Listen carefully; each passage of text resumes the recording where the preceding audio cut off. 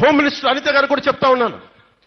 మీరు మంత్రి, మీరు హోమ్ మినిస్టర్, నేను పంచాయతీరాజ్ శాఖ మంత్రిని, నేను అటవీ శాఖ మంత్రిని, పర్యావరణ శాఖ మంత్రిని, హోం మంత్రి శాఖ మీరు బాధ్యత వహించండి. నేను హోంశాఖ తీసుకున్న పరిస్థితులు వేరుగా ఉంటాయి, గుర్తుపెట్టుకోండి.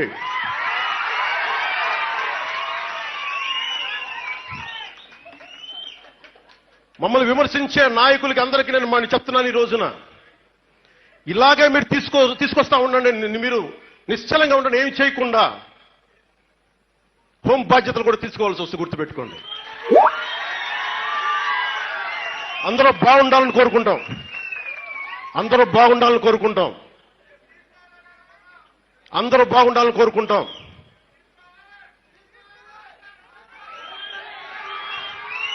అందరూ బాగుండాలని కోరుకుంటాను, అందరూ బాగుండాలని. ఆగండి ఒక నిమిషం.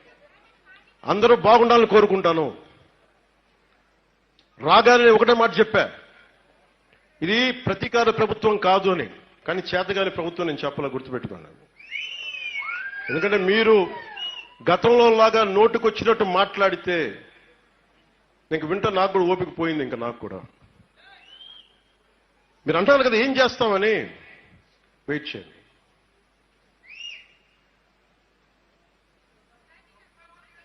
ఇది చాలా